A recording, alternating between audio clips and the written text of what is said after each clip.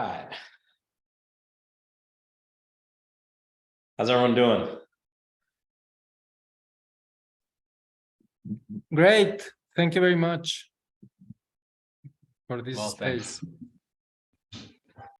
Awesome. So we'll get started because we have tons to pack in this short amount of time. But thanks everyone for joining our office hours pitch deck teardown. So this should be more of an informal event where Jonah will go through a number of pitch decks, provide some advice, some tips. We made this a meeting format on purpose, so you can go off video, go off mute, and ask questions, raise your hand.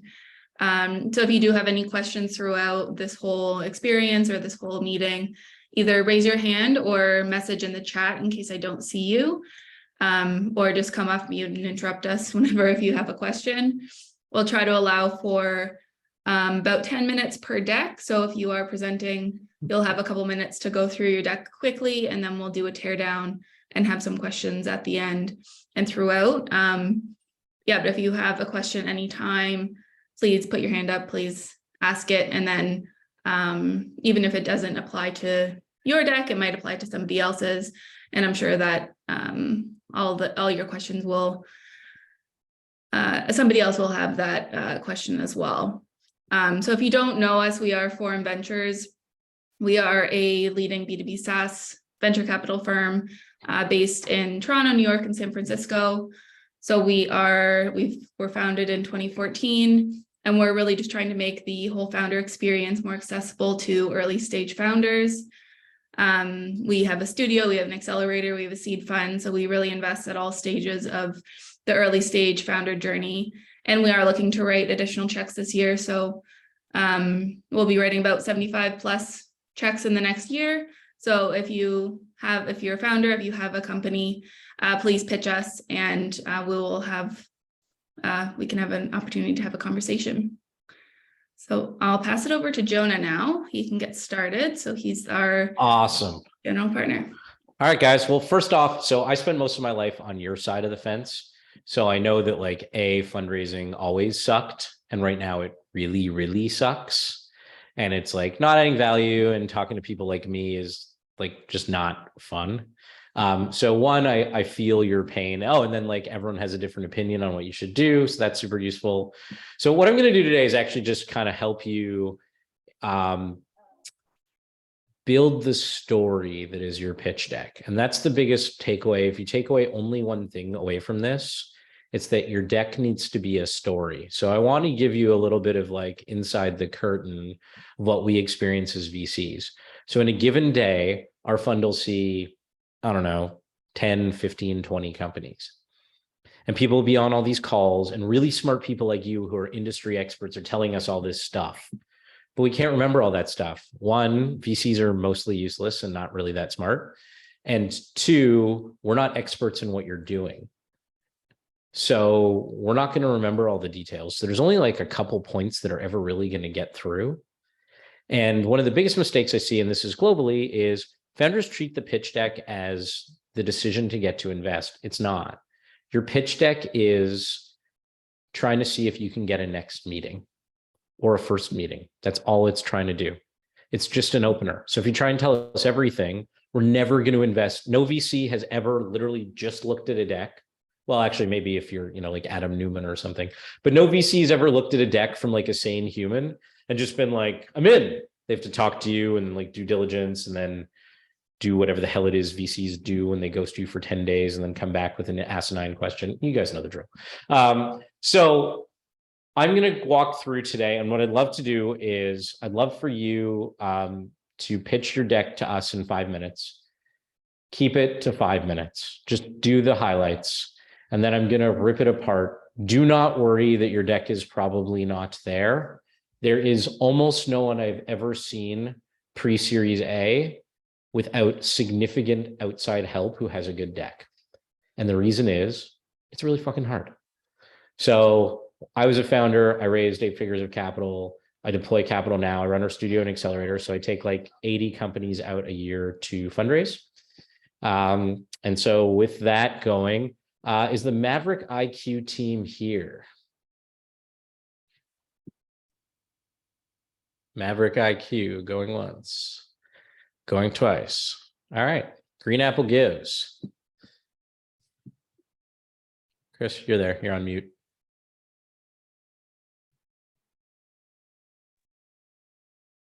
There we go. Sorry. That's all right. Clicking on too many things. I needed to unmute myself. Yeah. So Chris, what I'd love for you to do is you've got the ability to share. Just run through your deck. It's called 5 minutes. I'm going to rip it apart. Don't take it personally. I'm going to. Yeah, I try not to be too, I'm not going to get personal. Still, you're a great man. Just No, talking pitch rip decks away. here. What the heck? Trying to get some money in your guys' pockets. So you don't need to talk to me. Yeah. You can just build your business. Rip away. All right. Awesome. All right. You good?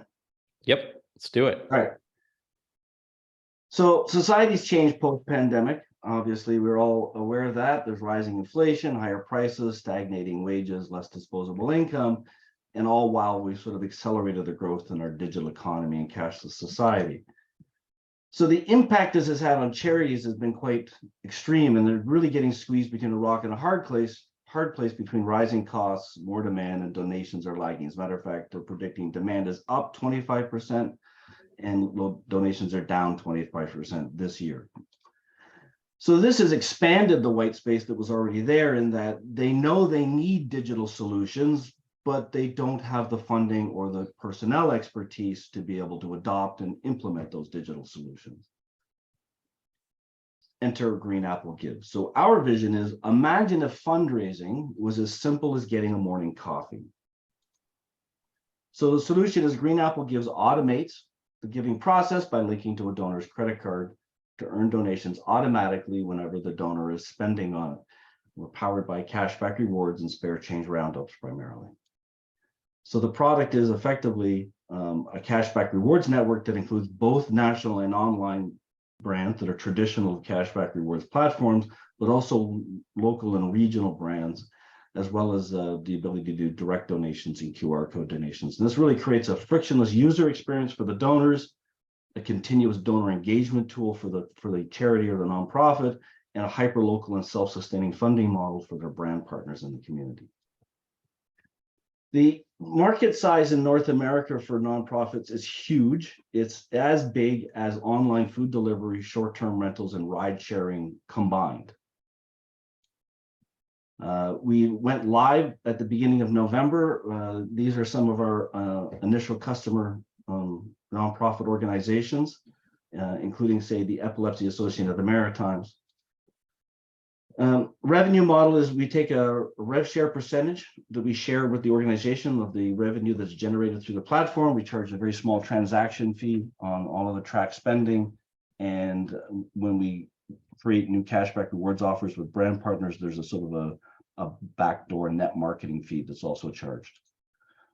We've got a superstar team, really experienced. I'm a serial entrepreneur, left college after 2 years to start my first business. Back in the 2000s, I was also involved in the poker industry, as was Jonah, when I ran Canada's largest amateur poker tour under the brand of the WPT. So the time is right now, right? Because before, most charities and nonprofits fundraise through their offline in-person events, but now they're struggling to adapt post-pandemic, even though people are back out and about. There's a lot of people that are still not attending these types of events. So they really need to adopt new digital solutions. Our tagline is, life can be hard, being kind shouldn't be. Amazing. All right. So first off, just give me a sec while I put up your deck. Want me to stop sharing now? Yep. I'm gonna steal your share if that's cool. All right. So first of all, for everyone, a couple things that were really good there. So hold on a second, let me just get to share. A couple things that were really good, and this, I want everyone to learn from this, because it's one of the biggest things that founders don't necessarily do and kind of should, is Chris told his story, right? He was telling a story of the world is one way and it's a problem and we're going to this other way. Where you lose people is when you get very mechanical and don't tell a story. So that piece was really, really good. And you probably could have done that without the deck. So it feels very organic. So the other thing that was pretty good is that the creative's pretty good. Like you can see you actually had a designer, which is great. important. A lot of times these things aren't designed properly. Okay, on this slide, you said society has changed post-pandemic. So not to call you out, but I would say that VCs see this slide in 50% of all decks. It has ceased to have any meaning because, like, obviously society has changed. What we would be interested in from you as an industry expert is like, what is the change that's actually impacting your industry?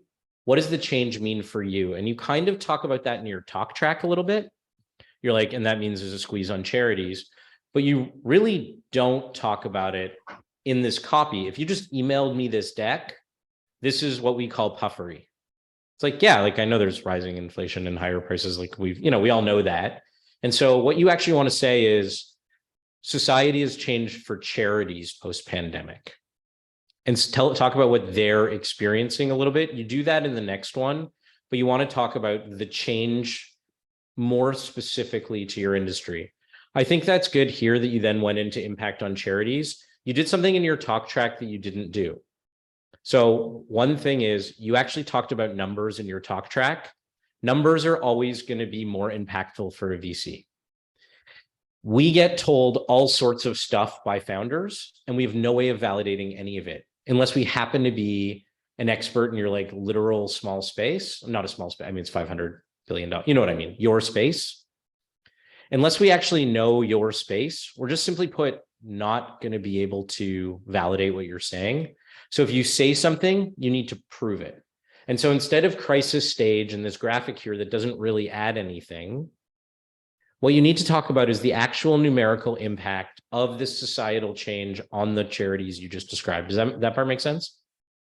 Yeah. The other thing is Canadian. I wanted to, I hadn't done it yet, but I was going to, because it came out like within the last 2 weeks. It was a report on the charities in 2022. It was sort of the annual report from Canada Helps. And it said that the demand's up 25%, donations are down 25%. So I should probably list it and quote. Yeah, exactly. And then source it. Yeah. The other thing is Canadian founders. I say this is someone talking to you from Canada. Every time you put a Canadian dollar tag or something about Canada in the deck, your odds of a US VC funding you go down. Is that fair? No. Is it true? Yes. I used to literally have 2 decks when I was pitching, one for US VCs, one for Canadian. And I'm not suggesting you do that, but if you're going to US VCs, anytime you put something in Canadian in any shape or form, they immediately start discounting it. Okay. Stupid, but they do it. Okay, here's another one. Awesome. I love how you chained from impact to white space, but this slide doesn't actually explain anything. You're like, white space this creates, not really clear to me. Known priorities versus existing barriers. I don't know what that is. What you need to do in words is just explain what's actually going on. What's the white space? The white spaces creates is like most of these charities haven't evolved yet. Most of these, what's the headline? This is what I call too smart or expert focused. If you were showing this to another expert, they would understand immediately. I don't really know what this means. Is it because all this thing is happening and because the impact's so great, this lagging market just hasn't digitized? And so there's a huge opportunity because now they have the impetus to actually do it, which combines the why now. So you did the why now at the back, I believe in slide, where did you do it? Well, here. And that's awesome that you did that. But actually what you really want is you want the why now to go with the white space. Because that white space has existed for a while, but what's going to actually get people to do it? So simpler, clearer. Remember, I'm not going to remember 58% online donation forms. I'm going to take away maybe 3 things from your deck. Holy shit, the charity market's even bigger than I thought. I loved your market slide, and we'll get into that. Oh man, he really understands the problem, and that's a great team. Those are really the only 3 things you want, which will be enough for me to dig in on problem, product, solution, all that good stuff. Does that make sense? Yep.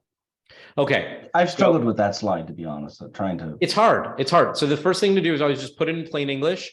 If you were to explain it to like your brother who's a general contractor, how would you describe it? That's what you're trying to do. Because you can always go deeper in Q&A, but if you lose someone, they're just lost. This is another amazing thing that you did. This is another one of the huge misses that founders do. They don't stop and tell me about their vision. I know it's hard because your vision's so big and you're so early, it sounds a little bit ridiculous, But I don't know if you guys have been following this FTX nonsense, but when he raised like 400 million from Sequoia, the reason why they loved him so much is like, one day FTX can do everything from crypto to buying a banana. And they're like, this is great. And it's objectively stupid, but you know, he had enough money to commit a $10 billion fraud and we didn't. So he did something right until, you know, not. So the vision, the fact that this is here is great. I would say your vision here is fairly meaningless. What does that mean? I get you're making it easier, but your real vision is Green Apple is going to be the digital platform of record for the $500 billion charity market, turning fundraising from X into Y. One sentence about why you exist and how the world's going to be different. This is marketing. Don't put marketing in here. Marketing's for your customers. It just doesn't mean anything, right? So the vision is the hardest slide to write. Everyone should have it. And it should be a sentence about how the world's different now that you exist. Solution, this one's pretty good. It explains it. Product, I'm not sure that you really need this. It's a deeper explanation. You can have it or not. I don't think it really hurts you. It shows that you have an actual product. It's reasonably well laid out. That's fine. This one's awesome. Honestly, I would move this forward. Chris, one of the things you're going to have is people are going to hear charity and immediately turn off and think you're like some do-gooder, which you are, which is great. Except that VCs, not saying some of them don't do good in their spare time, but they're here to make money and like change the world or whatever, but like make money. That's what their job is. So I need to hear in the beginning why this is awesome. And actually you can do it right after impact, right? You can be like, and this market is fucking huge. It's bigger than television. And that $500 billion market has this huge white space. And we're going to be the platform of record for this white space. And here's how we're going to do it. And here's the kick-ass product I've built. And then you go into traction. Okay, good that you're talking about traction. I have no idea what your go-to-market is or who you're targeting other than charities, which is a big thing.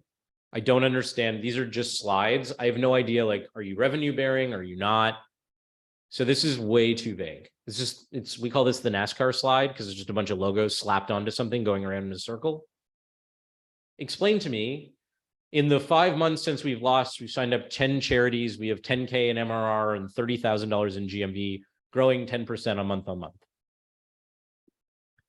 Revenue model, great. Okay, team, awesome. One thing on team.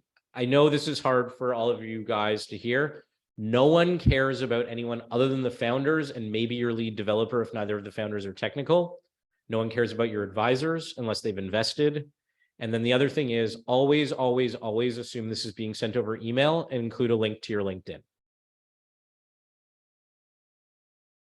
I'm sure Lauren is awesome. I'm not going to invest based on Lauren or not in a first meeting. As I get deeper and dig into team, I'm going to want to know all this stuff. But remember, I'm only going to remember 3 things. And what I need to know is like Chris and Darren are awesome. Or Chris and Darren are awesome and have a great technical team. And our team is great. And we'll tell you about that, but not yet today because I don't care yet. And then again, as we said, we'll move this up first. And then your last slide is literally just, your last slide is literally just, we are raising X. All of the like what you're going to do with the money, everyone at seed stage is going to do the same thing with the money. Build a better product and then sell it to people. Does that make sense? So you do want an ask slide in this version? You don't need an ask slide, but your last slide is like, we are currently raising around, or we are currently raising, if you want to put an amount or not. There's 2 schools of thought on it. Both are like totally viable. Right. When I meant ask, I meant what we're raising. I have that. Yeah, but just like all the stuff about like where we're spending the money, like we don't need that yet. We don't care. All right. So any questions around that one? And why that's structured that way? Again, key takeaways. He told his story. He told why there's a structural change in society that you can ride a $500 billion wave on it. And he explained how he did it. So that was, for this, actually a pretty good version of. Maggie, who we got next? Thanks, Jonah. Maverick. Sorry, Chris, one question, then we'll go. Oh, sorry. Go ahead. No, I said I was just thanking you. Oh, awesome. Thanks.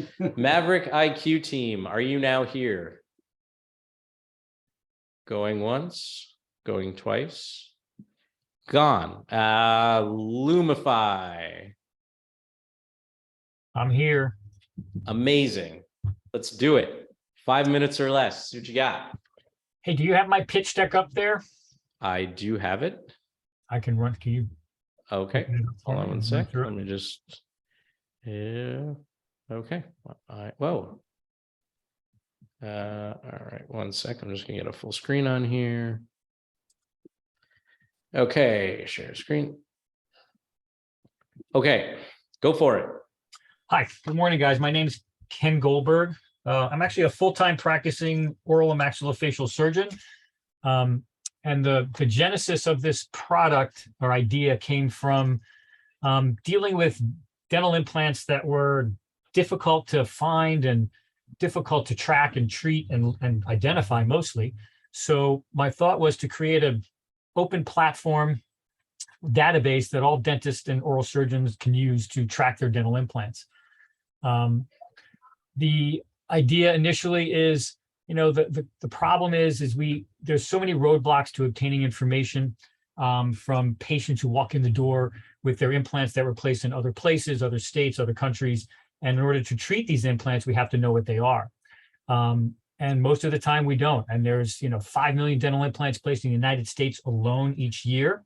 And every single implant needs to be restored. And every implant company has their own proprietary parts, which makes it very difficult. So you have to know the parts. So the dentist needs to know what implant type and size they are in order to treat them.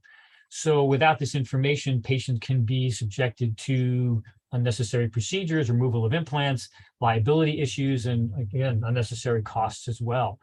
And this affects every single dentist. It affects patients who have implants, and implants are pretty pervasive nowadays. They're pretty much everywhere. So, and for a dentist, for us as surgeons, dentists, our chair time is our most valuable asset. And if we're wasting time on phone calls trying to track down information, it's just very inefficient for us. So the thought was, again, the concept was to create a local, an open platform database for everyone to use.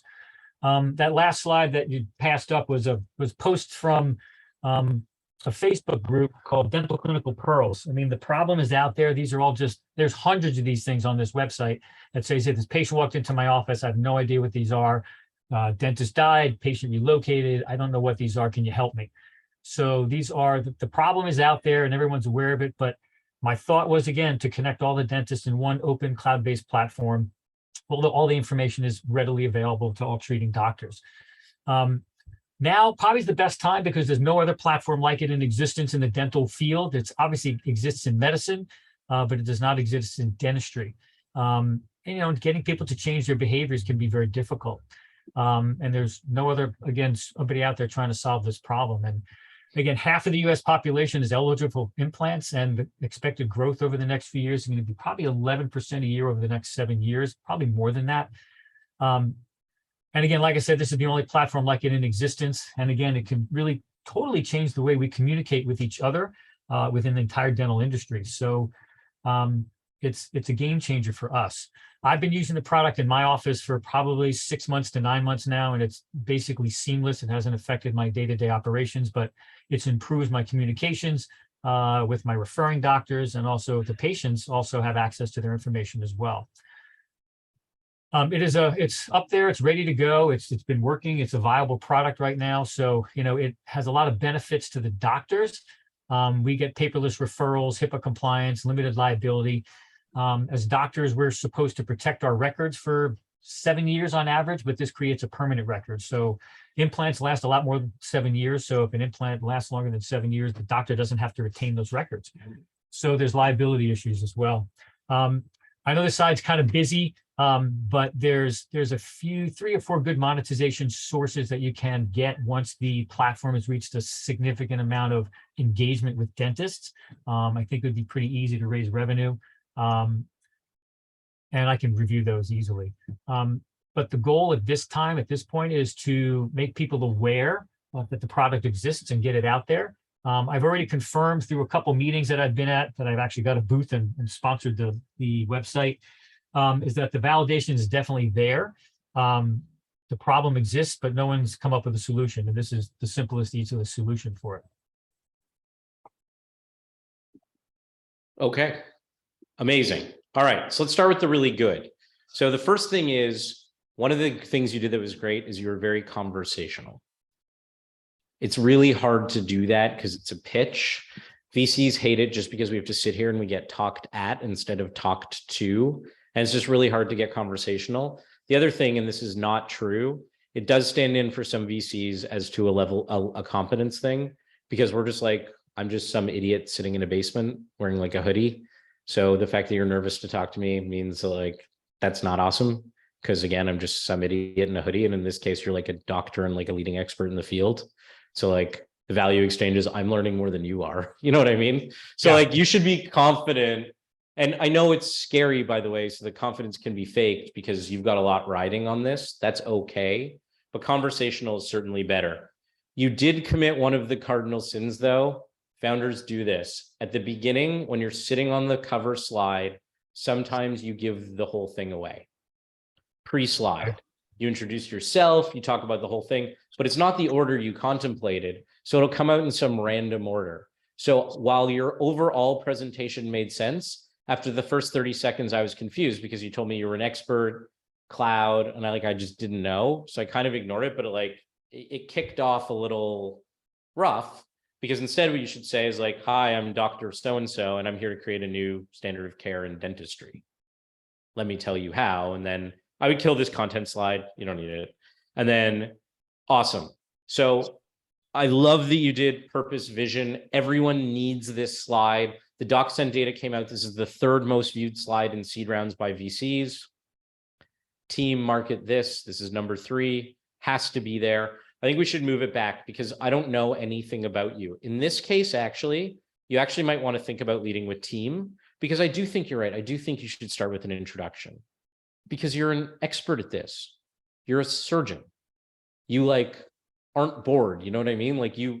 This is a real problem that you know as being an expert. So I'd actually think about moving this up and being like, hey, I'm Dr. Goldberg. I've been practicing dentistry for whatever, 12 years, 28 years, whatever the number is, right?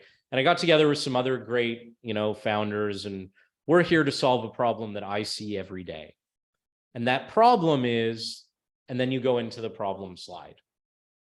And you're just like, this is the impact of the problem. Again, with the impact, I know you don't have numbers because you wrote immeasurable, but guessable, because I have no idea what the scale of this problem is, right? Like 5 million implants seems like a lot, but I don't know anything. So what does that cost in lost time? If you guys are billing out 300 hours, does this take you 5 hours a week?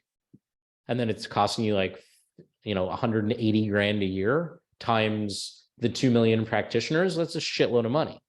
But you gotta, it's a little bit like the Fermi question, how many piano tuners are there in Chicago, or is there intelligent life in the world? You can't know. Well, I guess the piano tuners one, I guess it's theoretically knowable. The point is, it's hard to guess and you got to guess it. But show your work. There's 2 million dentists. It probably costs us each 150 grand. So this thing is costing us $7 billion. So you've introduced yourself. You've told us this whole problem. And then you do the whole and I'm here to solve it. You don't have to do with the creepy voice, although sometimes it does help. So, and then you talk about this. So you're talking about the eliminating this, and this is pretty good, but I would wordsmith this a bit. You actually have a better mission here. It's open, secure, universal dental implants record system that eliminates the pervasive load box, presenting access to basic care and makes doctors' lives easier. Right? So it's a combination of your cover slide and this, and that's actually a really, really good vision. So we've done the intro, we've done the problem. Now we're doing vision, right? You're talking about your solution. This solution is very vague to me because obviously it's open and cloud-based. Is it just a database? But then you kind of go into that it's an EMR. So I was kind of confused. Is it just a database? Is the database your wedge that then moves into EMR? Because you mentioned EMR, and VCs will pick up on that and they'll be like, wait, there's no dental EMRs? And you'll be like, actually, it's the collaboration layer that matters.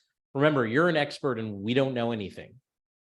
Okay. The only thing we know about dentists is that we go I take my kids there once every 6 months and use fluoride. We just don't, unless you worked in this, and it's very unlikely the VC did. You're an expert and we're and this is true for almost all of you on almost everything, VCs have no idea what the fuck they're talking about because they've never worked in your industry. So for solution, I'd really like you to explain to me just like, what is it? Same thing, and then you've got product here. So I would move the product up to the solution. And then why is this possible now? Should actually probably go either after the problem or after solution. And here's how we solve it. And then into market size, right? So again, you've explained like how many implants pace annually. I have no idea what that means. Like, do you charge like $4,000 an implant or do you charge 40? But well, it's not 40, but how much do you charge to do that? Like, I'm sure it's a lot, right? Like you're a surgeon, like it's hard. You need like equipment and like, it's like a medical procedure. So, but I have no clue what that means. Okay. So if you were like $6 billion worth of implants happened last year, I'd be like, whoa, fuck. Like, cause we just don't have any scale for it. Competition. Okay. This is a yellow flag. I know that everyone loves to say it's the only platform like this, and it is the only platform like this. But again, I don't know anything. So what I'm going to say in my head is like, well, I know the guys from Curve Dental. Isn't that an EMR? This guy doesn't know what he's talking about. He might be a brilliant doctor, but he doesn't know technology at all. And if there's something that VCs love more than money, it's being smug and condescending. We love it. So like, we love to tell you the things that we know because we just sit and listen to these experts all the time. And I'm sure you've all been in those meetings and you're like, fuck that guy. But it just like, don't say what you can talk about is how it's different, but there are dental EMRs. So why is this different? Is it that yours sits because it's an implanted collaboration layer and it sits on top of those EMRs? That makes perfect sense. Then that's different, but tell me that. Or the other option is on your first meeting, you don't need to talk about competition. The analogy is like a little bit on your first day, you don't need to talk about your ex. It's a first day. We're just getting to know each other. I don't care yet. Because until I know that I'm interested in the team, market opportunity, and your vision, I don't really care who else is doing it. Because if I don't like your team, I don't like your market, and I don't like your vision, I don't need to know anything else. I'm out. If I do like those things, I want to know lots more. And we're going to book an hour meeting where I'm going to ask you a bunch of questions. Does that make sense? Yes, absolutely. Thank you. Awesome. Product we talked about. I think this is better. And like I said, the difference is you flip between this open collaboration implant layer and this health EMR. There are obviously other dental EMRs, so you need to differentiate. When you get into using tech terms the VCs understand, they seize on it because everything else in your deck they don't know anything about.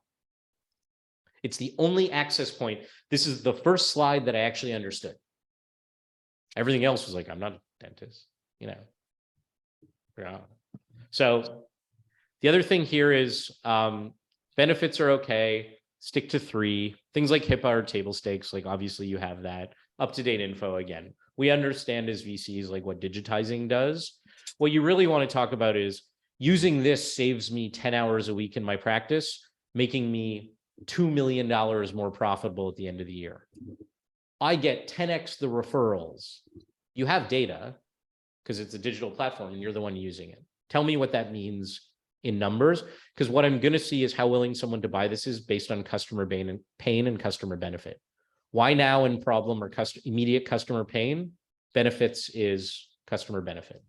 And then I need to go, is this 10x better than what they're doing now? Do I think people will buy this? Does that make sense? Yes. Awesome. You already said it, so I'm not going to beat you up on this. This slide is, again, this is expert syndrome, so you just know too much shit. What I really want to know here is like, who are you selling to? Why are they buying it?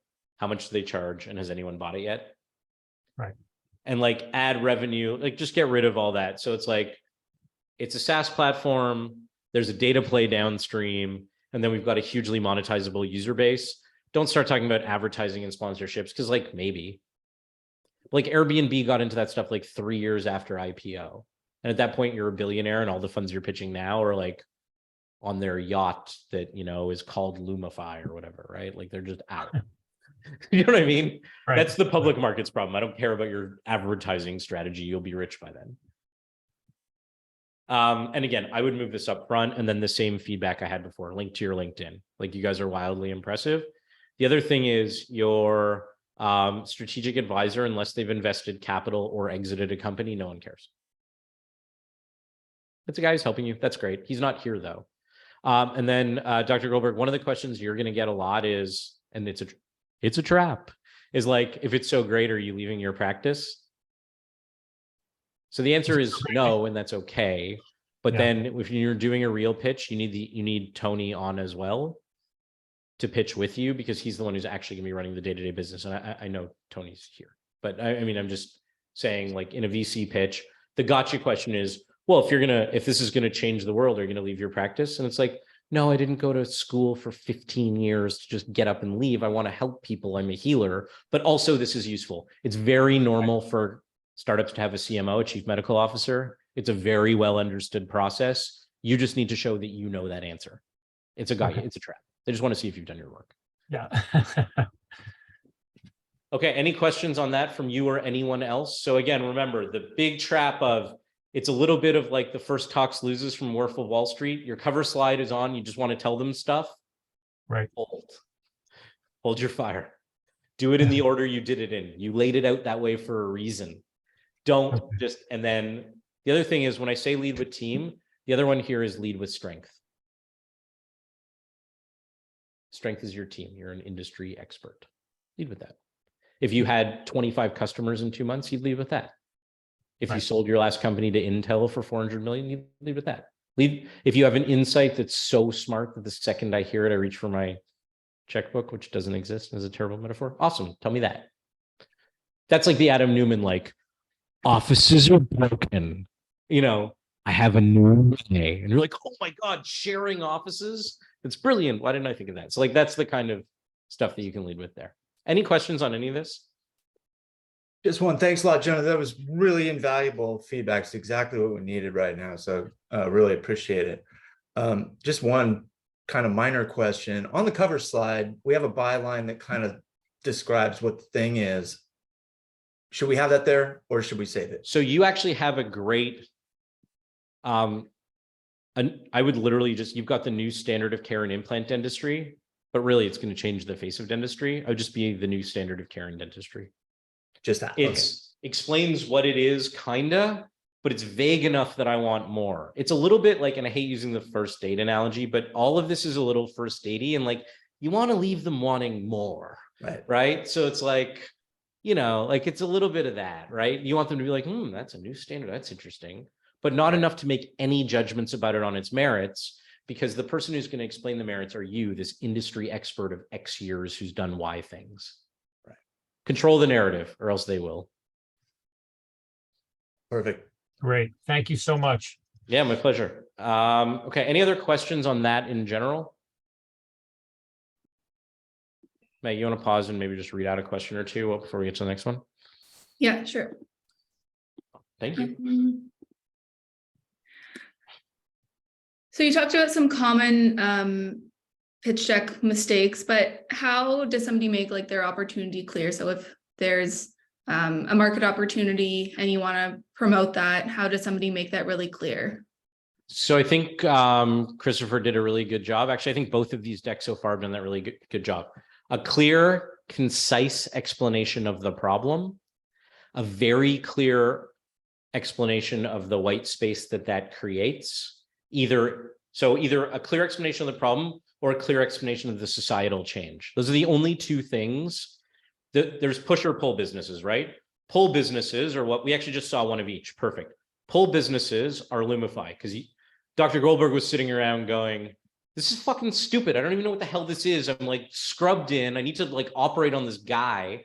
I don't even know what the hell's in his face. This is dumb. And now I need to go like fax a guy. Like, what the fuck am I doing here? I'm a fucking doctor, damn, you know, whatever. So I don't know why I made you an asshole in that example, but fine.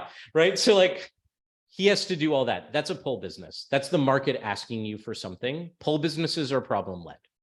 You explain the problem, and Dr. Goldberg nailed it. Right. And then he said, and it's not just me, the industry wants this. They're aware. Here's some proof.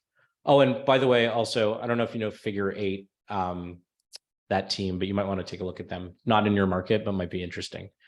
The second one is what Christopher did, right? That's a push business.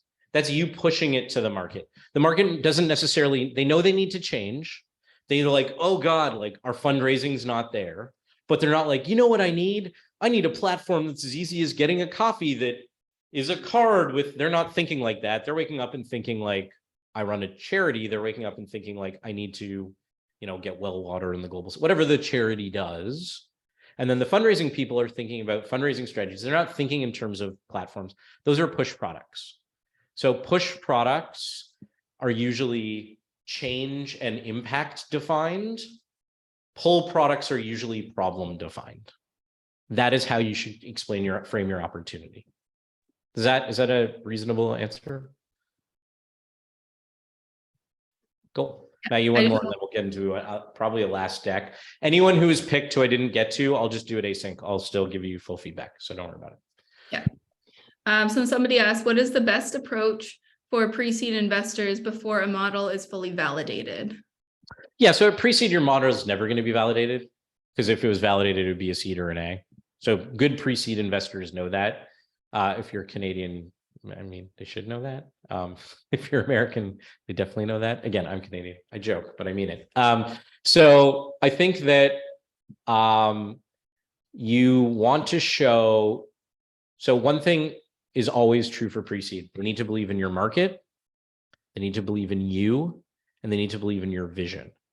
Those three things need to be true, right? When we invest, we're the first check-in like 60 times a year. We invest pre-rev, pre-product. We invest one customer who's like your buddy, and then you're laying proof points. So what you're saying is the market needs this and we're awesome and it creates a $500 billion opportunity. And then you're going to say, it's a SaaS platform. We haven't nailed pricing, but 3 people bought it. And here's why they bought it. And you can talk to one of them. That's all you can do is thesis, people running the thesis, opportunity creates, and then proof points. Where you start to lose VCs is when you make crazy claims. Like we have 18 million in pipeline. And like, if that means like you called Wells Fargo once and they said, yeah, I might be interested. Like that's not going to be, what they need to see is like real things. And if you don't have it, that's okay. It makes it harder, obviously, but that's where you're at. So just be upfront about that. Is that helpful as a response? Cool. All right. Maggie, what's the one more we want to do? Want to do ePioneer? Sure. Let's do it. All right. Hey, how are you? Good. Can you hear me? I'm well, thank you. Yes. Let me share the screen. Actually, do you have the deck there? I do. I got it. All right. Hold on one sec where I figure out how to make. No. Sorry, I'm just trying to figure out how to make PDFs work. Again, ladies and gentlemen, your local VC. All right. Okay, I got it. Yeah, I don't know. You see that? Okay, cool. Yeah. So I'm the co-founder at ePioneers, and my name is Alana. Yeah, if you go to next. I have experience in finance and also software design. So I became a self-taught software designer. I'm MIT innovator under 35, and I have previous experience building companies. My co-founder and CTO, he's a data scientist. He was leading the team at KiwiBots, which is an autonomous robot company now based in the US and the Arab Emirates. And then we have Felipe, who's from Brazil, and he's enabling lots of partnerships for the creation of environmental credits, which is kind of the core. So as a company, our main focus is to halt the deforestation of Latin America. I'm from Colombia, but I'm based in Brazil now. And what we're doing is connecting suppliers of environmental credits with the purchasers with embedded crypto climate. So what we did was partnering with Visa to bring climate action into everyday spending when we realized that the funding was happening only one time per year or not at all. We have been focusing on, if you go to the next slide, not just helping the ecosystem understand the potential of environmental credits, considering there's no infrastructure for climate at the moment, and also that traditional environmental standards are not necessarily focusing on Latin America or what's called the Big South, and they're coming from a top-down approach instead of bottom-up. And so we realized that in order to be able to open the market, which is the massive or one of the biggest suppliers of environmental credits, we needed to also enable that understanding. If you go to the next slide, we chose blockchains, in particular Algorand, because of the traceability that opening a new market creates. And also the technology enables transaction costs that are very low and more transparency to this market. And then if you go to the next slide, what we did, since we're enabling supply and demand, because there's a lack of competitors and even market at the moment, despite the potential, we're connecting directly with companies that are investing in ESG goals via the system.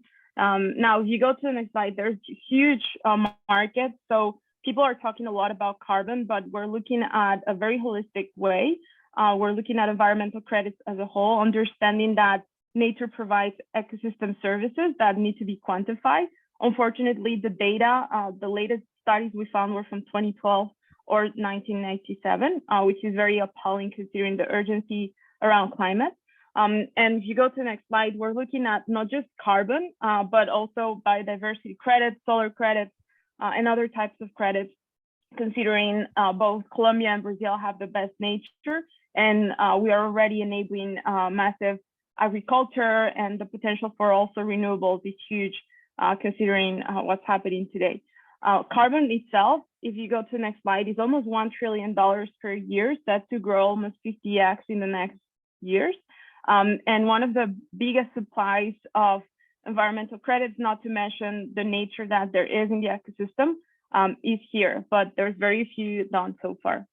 I'll try to go faster since there's a 5-minute timer, but we have massive partnerships right now. So I have been enabling building the ecosystem since a few years ago. So in terms of relationship building, we have that credibility. We have partners like Solar Energy, which is the largest guild of solar energy companies in Brazil, the Worldwide Fund, also other organizations like Pindorama, who trains over 200K agriculture people in Brazil.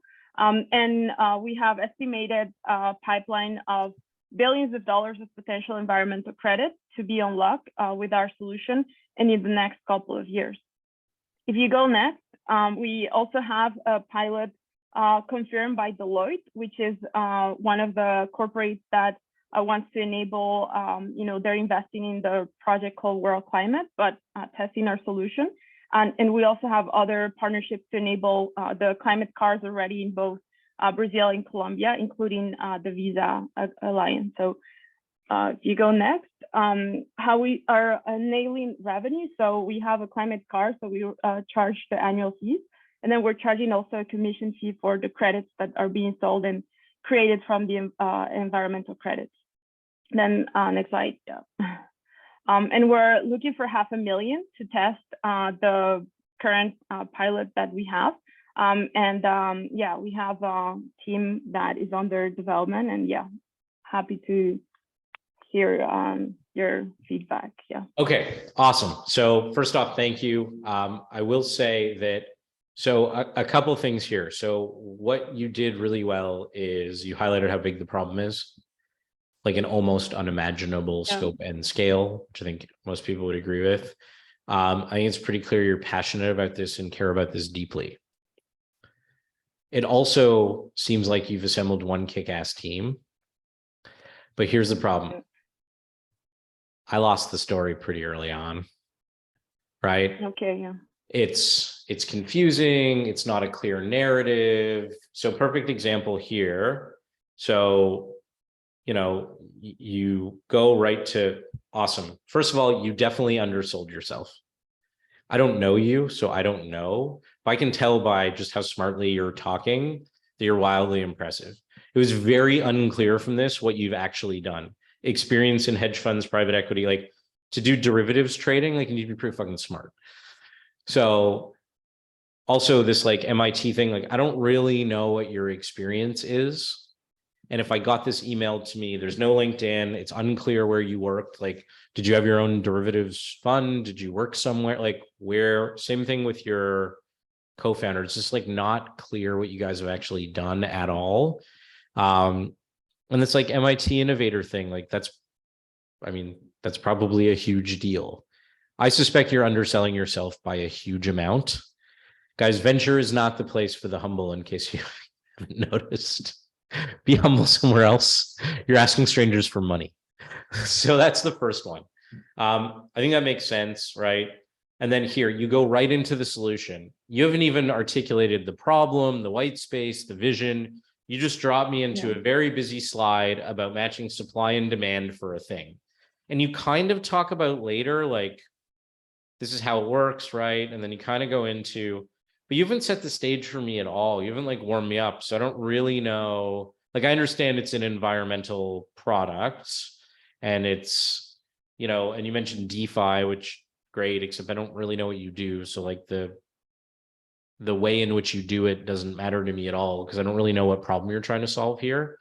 And again, the Web3 thing, like, especially now, frankly, like rough week. Web3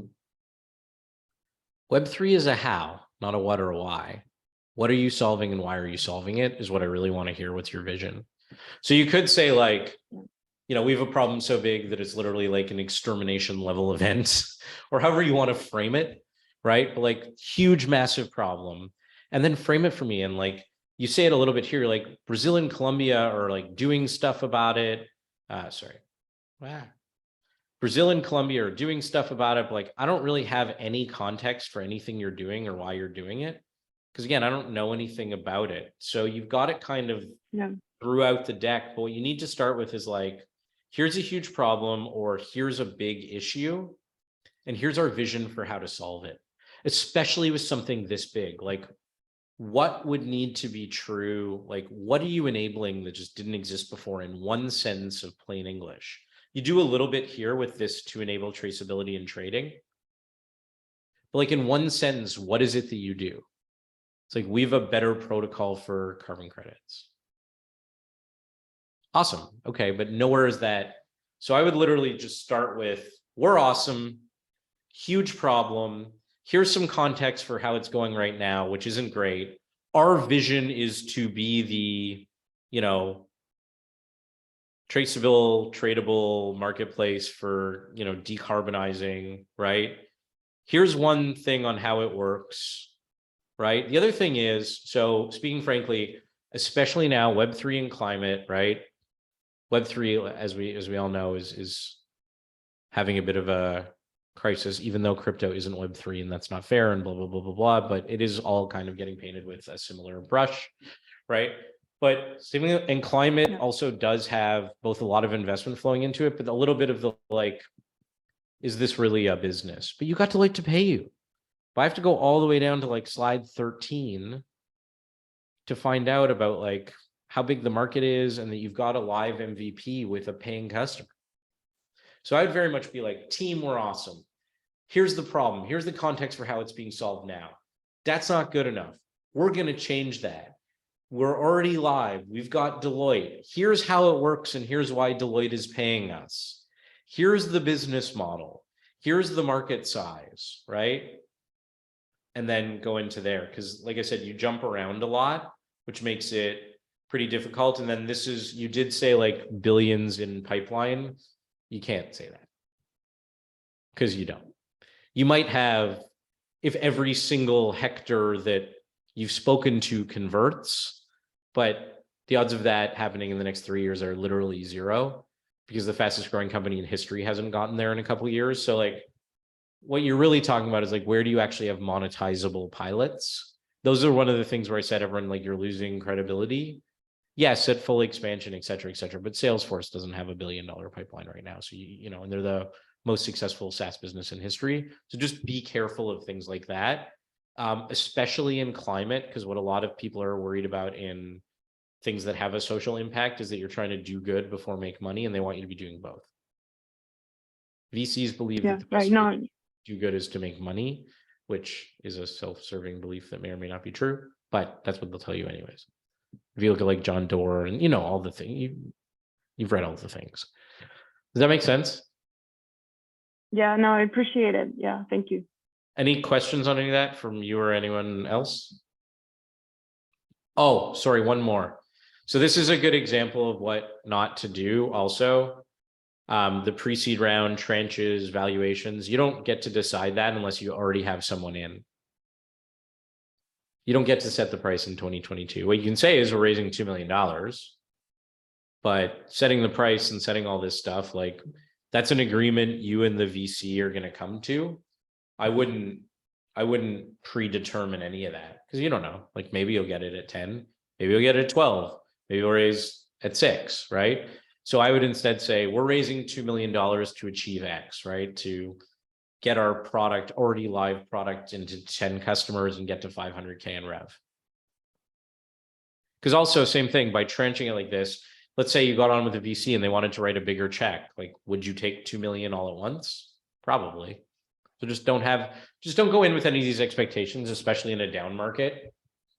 Because VCs are just like, maybe I'll probably offer it at what I want to do, and then we'll like negotiate. But the days of startups walking in and just picking a value are kind of behind us, unfortunately. Does that make sense? Yeah, cool. I appreciate it. Thank you. That's different if you have someone who's already investing at these terms, in which case, say that we already have terms at this, in which case, yeah, okay. Someone else and you have set a price, the market set a price, and then go nuts. Jonas, should we take a couple of questions? Yeah, let's do it. Pick a couple. And then, like I said, to the two folks who I said I would do your deck and I didn't, I will just probably like record a Loom sort of thing. Yeah.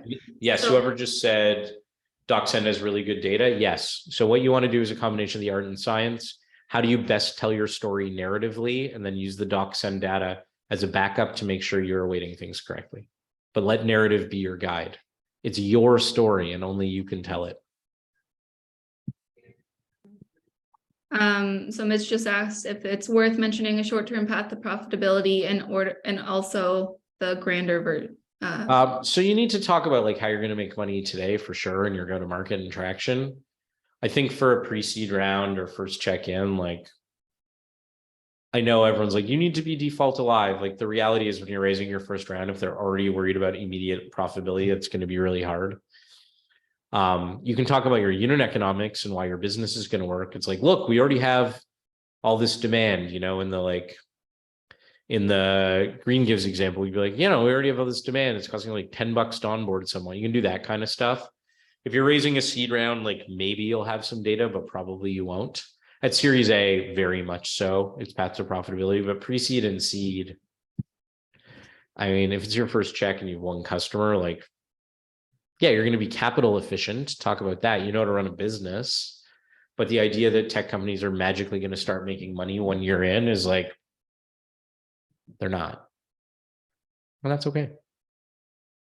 Mm-hmm. And then Kashif asked, the more push type business the product is, the more expertise factor of the team really matters. Do we have to inspire the audience to listen past the first slide? So, I mean, you always need to inspire the audience. So push businesses are earned insight businesses, right? So what VCs want to know is how did you in that push business is something that you see that no one else does. Pull businesses are like, I've been doing this surgery and this is a problem we all have. And you're like, all right, you're a surgeon, checks out. You know what I mean? Push business is like earned insight and then validate, right? So if you're like, again, I'll use the WeWork example because it's the most ridiculous. He's like, the way we think about work is wrong. And then he'd be like, McKinsey says 28% of millennials value community over, you know, community over not, or whatever, right? That's why we created WeWork. So it's earned insight. And then anytime you can validate your earned insight, you actually saw it even in the dental example, where there was like social media proof of, it's not just me, it's other people. And then with the other one, with Green Gives, Chris at Green Apple did a really good job of like backing up the number. So yeah, you've got to make them believe that you are in a position to have earned insight that others do not. Because ultimately what's going to drive your success is your earned insight and how you execute on that unique earned insight to build value. That is literally what founding a company is. Awesome. Well, thanks everyone for joining. Again, if you have any questions, I dropped my email in the chat. So send us an email and pitch us your decks. Thanks all. Awesome, guys. Thanks so much. Appreciate your time. Bye.